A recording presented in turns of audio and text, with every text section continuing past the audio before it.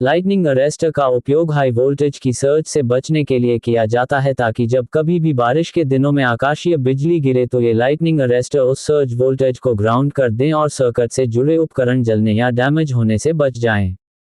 Working principle of lightning arrester. Lightning arrester को इस तरह से डिज़ाइन किया गया होता है कि सामान्य वोल्टेज पर इसका रेजिस्टेंस बहुत अधिक होता है, जिसके कारण यह अपने अंदर से करंट को अर्थ में नहीं जाने देता है।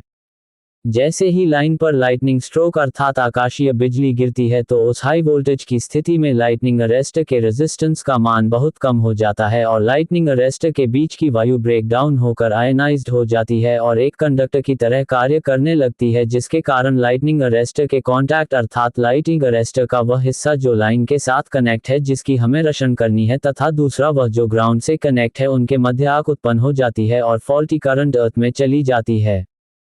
संपूर्ण सर्ज वोल्टेज के अर्थ में जाने के बाद लाइटनिंग अरेस्टर का प्रतिरोध उस वोल्टेज के लिए पुनः हाई हो जाता है जिस वोल्टेज के लिए इसे डिजाइन किया गया होता है और पुनः सिस्टम सुचारू रूप से चलने लगता है।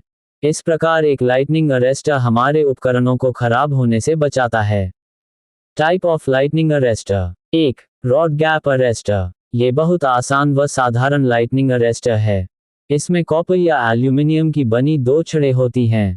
ये दोनों छड़ें 90 डिग्री पर मुड़ी हुई लगी होती हैं। इन दोनों छड़ों में से एक छड़ उस लाइन के समांतर में लगी होती है जिसकी हमें रोशन करनी है तथा दूसरी छड़ अर्थ से संपर्कित होती है।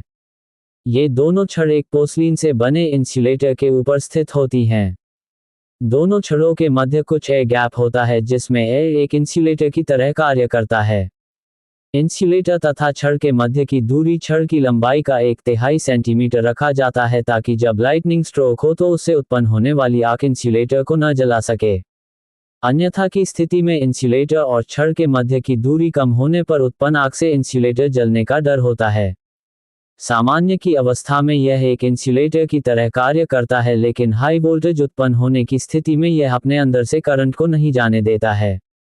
जैसे ही लाइटनिंग होती है तो उस स्थिति में दोनों छड़ों के बीच की जो जगह होती है वह ब्रेक डाउन होकर आयनाइज्ड हो जाती है और वहां की एयर एक कंडक्टर की तरह व्यवहार करने लगती है और दोनों छड़ों के मध्य आग उत्पन्न हो जाती है और संपूर्ण सर्ज वोल्टेज या फॉल्टी करंट अर्थ में चला जाता है।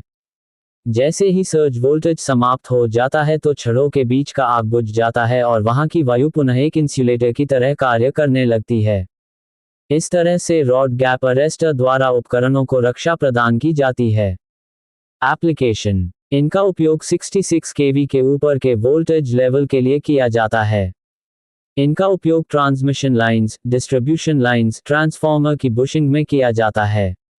लिमिटेशन। ओवर वोल्टेज के समाप्त हो जाने के पश्चात भी आग साधारण वोल्टेज सप्लाई पर भी बनी रहती है, जिसके कारण साधारण वोल्टेज भी अर्थ में जाता रहता है। अधिक आग के उत्पन्न होने के कारण छड़ें खराब हो सकती हैं। बरसात, कोहरा, आर्द्रता आदि रॉड गैप अरेस्टर की कार्य क्षमता को प्रभावित कर सकते हैं। इन सभी डिसएडवांटेजेस के कारण रॉड गैप अरेस्टर को केवल बैकअप प्रोटेक्शन के रूप में प्रयोग किया जाता है। 2. Horn gap arrester. Horn gap arrester में दो छड़ें होती है।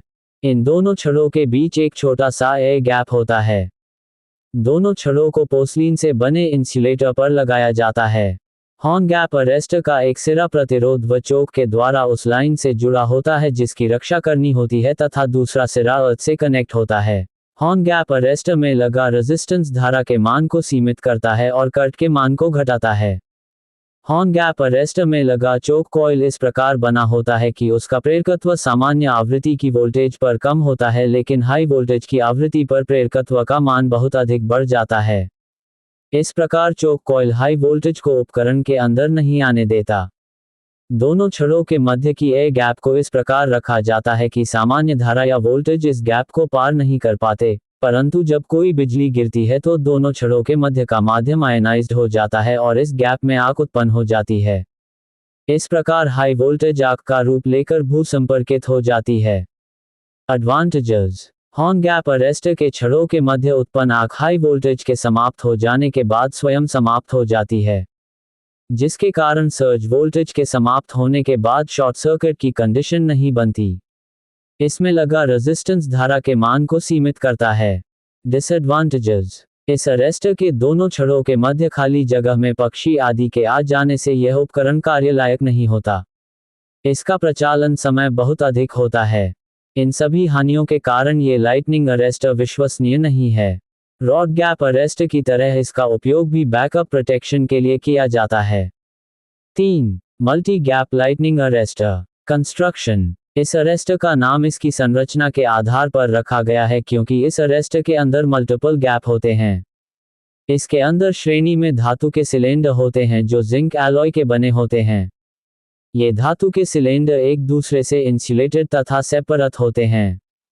इस अरेस्टर का पहला सिलेंडर लाइन से जुड़ा होता है और अन्य सीरीज रेजिस्टेंस के द्वारा अर्थ से कनेक्ट होते हैं।